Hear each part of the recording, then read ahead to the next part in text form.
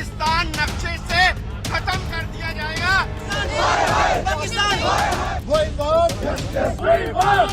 इंसाफ करो, इंसाफ करो, हमारे साथ इंसाफ करो। पहलगाम आतंकी हमले के बाद एक स्वर में पूरा देश बदला मांग रहा है। सभी कह रहे हैं कि खून का बदला खून ही होना चाहिए। भारत के पास क्या विकल्प है? ज्यादा लाग लपेट और ज्यादा भूमिका नहीं बांधेंगे, सीधा भारत क्या विकल्प अपने पास रखता है, भारत क्या कर सकता है। हालांकि ये पूरी तरह से सिक्योरिटी से कंसर्न एक मामला है। सीसीएस की आज शाम को बैठक भी होनी है, लेकिन जिस तरह की भावनाएं हैं, जिस तरह गुस्सा हम लोगों के अंदर भरा हुआ है, तो ये जानना बेहद जरूरी है पाकिस्तान का परमानेंट इलाज कैसे किया जाए। क्या एयर स्ट्राइक की जाए, क्या सर्जिकल स्ट्राइक की जाए, या फिर पाकिस्तान पर हमला बोल दिया जाए। मेरे साथ मेरे सहयोगी दिनेश मिश्र जी मौजूद हैं और उन्होंने डिफेंस एक्सपर्ट से अभी कुछ देर पहले बात की। navbharatimes.com पर उन्होंने एक आर्टिकल लिखा। हेडलाइन उन्होंने दी, पाकिस्तान सेना प्रमुख या आईएसआई चीफ जैसे हाई वैल्यू टारगेट्स पर अटैक हो। हेडलाइन ये आपने दी है जी। एयर स्ट्राइक नहीं, सर्जिकल स्ट्राइक नहीं, आईएसआई के चीफ पर हमला कर दो, अमेरिकी ये पाकिस्तान के सेना प्रमुख के हमला कर दो। क्या संदेश, क्या है भारत के पास विकल्प और कैसे परमानेंट इलाज किया जाए पाकिस्तान का? सर, दो तीन बातें ये है कि एक तो आप देखिए कि पीएम मोदी का जैसे दौरा था अभी, हाँ। वहाँ से सऊदी अरब का, तो सऊदी अरब के दौरे से पीएम मोदी बीच में ही छोड़ के यहाँ आ गए। आते ही उन्होंने एयरपोर्ट पे मीटिंग की। आप इसकी गंभीरता का अंदाजा आप इसी से लगा सकते हैं कि कितनी बड़ी चीज हुई है देश में। इसको लेकर के पूरा देश मतलब गुस्से में भी है, क्षोभ में भी है, सब बिल्कुल। वो हमने तस्वीरें देखी जब एयरपोर्ट पर प्रधानमंत्री एरोप्लेन से सीढ़ियों से उतरे, उनके कॉन्वॉय की गाड़ी वहां थी, वो दरवाजा ओपन कर रहे थे, लेकिन प्रधानमंत्री मोदी ने इशारा किया कि शायद यही कहा होगा कि नहीं अभी नहीं चलेंगे, वहां मीटिंग करेंगे। तुरंत पीछे से दौड़कर फिर डोभाल साहब आते हैं। यानी कि जो आपने कहा कि गंभीरता को समझा जा सकता है, कितनी बेचैनी और कितनी गुस्सा प्रधानमंत्री मोदी के मन में भी होगा। पूरी डिटेल वो जानना चाह रहे हैं शायद, इसीलिए ब्रीफली जी। तो उसको लेकर के जो करारा जवाब दिया जाए पाकिस्तान को, इसको लेकर के मंथन चल रहा होगा। जो भी सेना के बीच में, सरकार के बीच में जो भी चल रहा होगा, वो तो आने वाला सब वक्त बताएगा। लेकिन अभी जो जैसे हमने defence expert lieutenant colonel J S. Sodhi से बात की, और भी रिटायर्ड हो चुके, तो वो कई मामलों पे इस तरह की विशेषज्ञता है उनकी और टिप्पणी करते हैं। तो उनसे हमने बात की कि अब भारत का एक्शन क्या होना चाहिए इस मामले में। तो उन्होंने यही बताया कि देखिए, अब देश उस एक्शन से ऊपर उठ चुका है कि सर्जिकल स्ट्राइक हो या फिर हम पीओके में जाके आतंकी ठिकानों को ध्वस्त कर दें या तबाह कर दें। इससे बात नहीं बनने वाली, इससे देश सेटिस्फाई नहीं होने वाला है।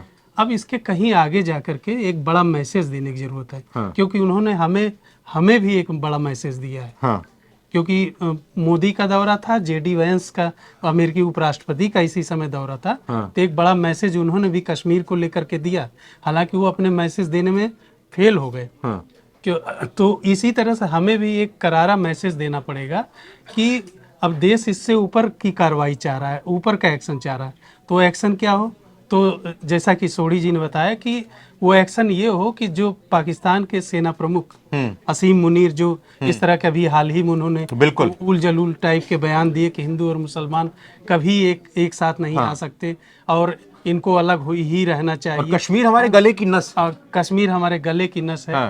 तो इसको बार बार लेकर के ये सब जो चीजें कही जा रही हैं, इसको लेकर के यहाँ पर एक करारा जवाब होना चाहिए। इसको लेकर के उन्होंने यही बताया कि पाकिस्तान के सेना प्रमुख और आईएसआई के जो प्रमुख हैं, उनके घरों पर हमले हों, यानी कि ये तो साफ बात है भाई, आतंकी संगठन कठपुतलियां हैं। ये लश्कर तैयबा का जब बैन कर दिया जाता है, FATF में ये आ जाते हैं, फिर उसके बाद आप TRF जिस आतंकी संगठन ने ये दावा किया है कि भाई ये हमला 2019 में अभी बना है और इसी वजह से ये बना है, ये तो कठपुतलियां हैं, भाड़े के एक तरह से टट्टू हैं ये। लेकिन इन्होंने जो अंजाम दिया, इनके आका जो पाकिस्तान में बैठे हैं, चाहे आईएसआई चीफ हो, जो साजिशें रचते हैं, चाहे सेना प्रमुख हों। लेकिन सवाल यहां पर आता है, भारत की तरफ से वायुसेना और नौसेना दोनों को अलर्ट पर रखने के लिए कह दिया गया है। इसके मायने क्या होते हैं कि आपने अपनी नौसेना को और वायुसेना को अलर्ट पर रख दिया, इसका मतलब, इसका मायने आम लोगों के लिए समझने के लिए क्या है? इसके मायने ये हैं कि अगर भारत ऐसा कोई भी एक्शन करेगा तो जाहिर सी बात है उसका रिएक्शन भी होगा। तो पाकिस्तान भी कुछ इस तरह के हमले कर सकता है। तो उस जवाबी कार्रवाई से निपटने के लिए भारत ने अपनी पहले से तैयारी कर ली है कि सेना, वायुसेना और नौसेना तीनों को अलर्ट मोड में रख दिया है कि पाकिस्तान वो कार्रवाई भी न कर पाए और उसको करारा जवाब मिल जाए अगर इस तरह कोई जवाब भारत देने वाला है तो। बिल्कुल डिप्लोमेटिक वे भी हम समझना चाहेंगे। न सिर्फ अमेरिका, न सिर्फ हम यूके की बात करें, रशिया की बात करें, इजराइल की बात करें, सभी ने संवेदनाएं जताई। बड़ी बात यह है कि सऊदी अरब का दौरा जब वापस करके बीच में ही छोड़कर आए, सऊदी अरब से भी रिएक्शन आया, कंडेम किया गया, ईरान से रिएक्शन आया और चाइना से भी रिएक्शन आया है कि ये, और सभी कह रहे हैं कि आतंकी घटना बर्दाश्त नहीं हो, बर्दाश्त नहीं। और सबसे बड़ी बात कि ये तीन के तीनों देश जिनका आपने नाम लिया, सऊदी अरब, चीन और ईरान, ये तीनों, ईरान तो फिर भी भारत से जुड़ा है काफी, लेकिन चीन और सऊदी अरब जैसे ये पाकिस्तान के समर्थक एक तरह से माने जाते हैं कि ये हमेशा पाकिस्तान को समर्थन देते हैं। लेकिन इस मुद्दे पे चीन ने भी, चीन के भी बड़े एक मंत्री हैं, उन्होंने इस सीधे कहा है कि ये जो है किसी भी तरह से क्षम्य नहीं, माफी लायक नहीं है ऐसी घटना। जी। और इसके अलावा सऊदी अरब ने भी किया है, जो कि इस्लामी देशों का एक तरह से अगुआ है। तो पाकिस्तान हर उस मोर्चे पे जहाँ पे कश्मीर, पाकिस्तान का दरअसल मकसद ये था कि जेडी वांस का दौरा हो रहा है तो अगर हम इस समय हमला करवाते हैं, टाइमिंग उस टाइमिंग को लेकर के भी, जैसा सोढ़ी जी ने बताया कि अगर हम इस टाइम पे हमला करते हैं तो पूरी दुनिया का ध्यान कश्मीर मसले पे जाएगा। लेकिन ये उनकी रणनीति फेल हो गई, क्योंकि यहाँ उल्टा लेने के देने पड़ गए। अब हर कोई कह रहा इस पे जो है जवाबी कार्रवाई हो, और ये माफी लायक नहीं है। अगर भारत ऐसे में कोई बड़ा एक्शन लेता है, करता है पाकिस्तान के खिलाफ, तो उसे अंतर्राष्ट्रीय बिरादरी से भी बड़ा समर्थन मिलेगा। लेकिन फिर जैसा हमने पहले भी आपसे पूछा कि तीनों फोर्सेस को, तीनों सेनाओं को अलर्ट पर रहने के लिए कह दिया, यानी कि पाकिस्तान भी रिटेलिएट करेगा, पाकिस्तान भी चुप नहीं बैठेगा। साफ सी बात है, तैयारी हमारी भी पूरी है और पूरी विश्व बिरादरी की तरफ से हमें समर्थन भी मिल रहा है। आपको क्या लगता है कितना एस्केलेट ये मामला हो सकता है? नहीं, अगर अंतर्राष्ट्रीय बिरादरी अगर हमारे साथ है, मसला इस बात का है कि अंतर्राष्ट्रीय बिरादरी किसके साथ है। क्या पाकिस्तान के समर्थन में अमेरिका आ जाएगा तुरंत, चीन आ जाएगा, या सऊदी अरेबिया आ जाएगा, या कौन आएगा?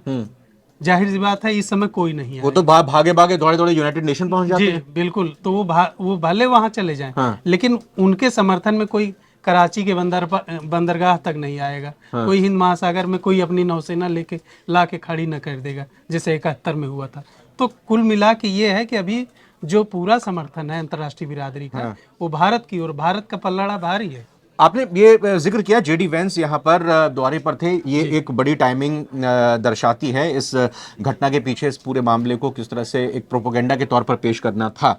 25 साल पीछे अगर जाएं, बिल क्लिंटन तत्कालीन राष्ट्रपति अमेरिका भारत के दौरे पर थे। उसी दौरान सेम जम्मू कश्मीर के अनंतनाग जिले में, चूंकि पहलगाम अनंतनाग जिले में आता है, अनंतनाग जिले में छित्ती सिखों की, छित्ती सिंह एक गांव है, छित्ती सिंह पोरा गांव, वहां भी मैसेकर हुआ। वहां पे जो है 38 सिखों को गोली मार दी गई थी उस रात को, एक दिन पहले ही, जब अगले दिन उनका बिल क्लिंटन का दौरा होने वाला था। उसके एक रात पहले पाकिस्तानी आतंकियों ने इतनी बड़ी जघन्य कार्रवाई की थी।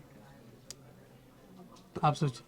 नहीं तो वही बात, अब उस 25 साल पहले की स्थिति और आज की स्थिति में कितना फर्क डिप्लोमेटिक लेवल पर आ गया है। डिप्लोमेटिक लेवल पे इस तरह से आया कि आज देखिए, डोनाल्ड ट्रंप जो है अमेरिका के राष्ट्रपति हैं, और डोनाल्ड ट्रंप आपने कहीं नहीं देखा होगा कि पाकिस्तान का समर्थन करते नजर आए हों। वो हमेशा भारत और मोदी का मदद भी उन्होंने कम कर दी है, मदद भी कम कर, जी बिल्कुल, कई तरह की। और इसके अलावा जैसे चीन ही है, सन 2000 में चीन की स्थिति दूसरी थी। आज चीन ज्यादा ताकतवर बन चुका है, लेकिन इसके बावजूद वो भारत से 21 21 से लेकर के 22 बार सीमा विवाद को लेकर के वार्ता कर चुका है। हाँ। जबकि पहले इतनी वार्ताएं नहीं होती थी। सीमा वो ये मानता था कि सीमा, मैं तो ताकतवर हूँ, सीमा विवाद हो जाए तो हो जाए, कोई बड़ी बात नहीं। लेकिन उसने 21 बार वो टेबल पे बैठे दोनों, भारत को लेकर के बैठा कि यहाँ शांति होनी चाहिए, सेनाएं हटनी चाहिए, और उसी का नतीजा है कि अभी यहाँ सेना हट भी चुकी। लेकिन दिनेश जी, हम अपने दर्शकों से भी ये कहना चाहेंगे कि कमेंट करके आप बताइए कि भारत की क्या कार्रवाई होनी चाहिए, पाकिस्तान को मुंह तोड़ जवाब किस तरीके से देना चाहिए, क्योंकि लगातार अब यही मांग उठ रही है, पाकिस्तान का परमानेंट इलाज करना होगा।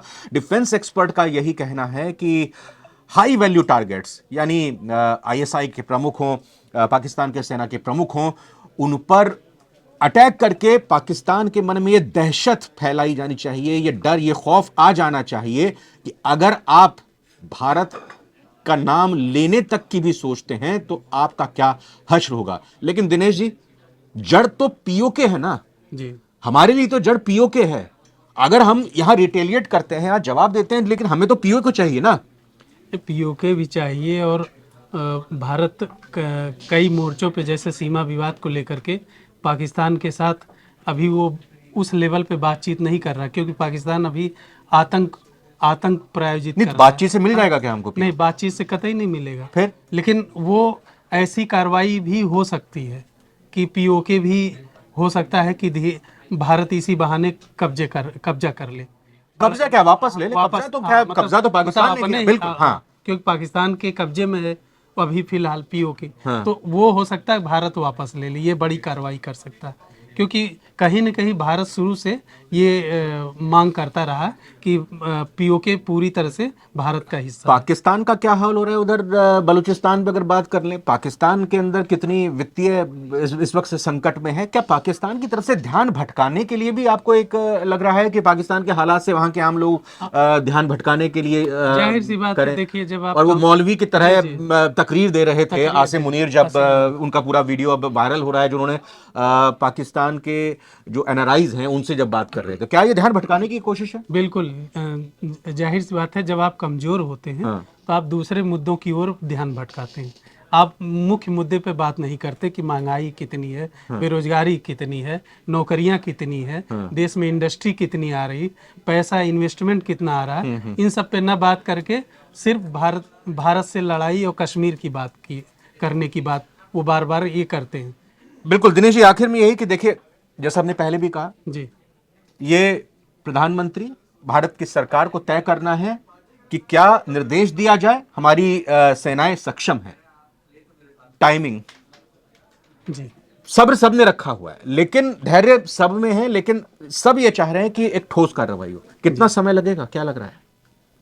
अब ये तो सरकार की स्ट्रेटजी क्या होगी, और जिस हिसाब से, लेकिन अमित शाह तुरंत पहुंचे हैं और मोदी का दौरा बीच में ही खत्म हो गया है, तो उस हिसाब से तो ये लग रहा है कि ये कार्रवाई जल्द से जल्द आने वाले समय में देखने को मिल सकती है। बहुत बहुत धन्यवाद, बहुत बहुत शुक्रिया दिनेश जी आपका बातचीत करने के लिए और इन तमाम पॉइंट्स पर अपनी राय देने के लिए। और सच में हम सभी बेहद दुखी हैं, और एक बार फिर से गुजारिश यही करेंगे कि कमेंट करके आप भी बताइए अपने जज्बातों को।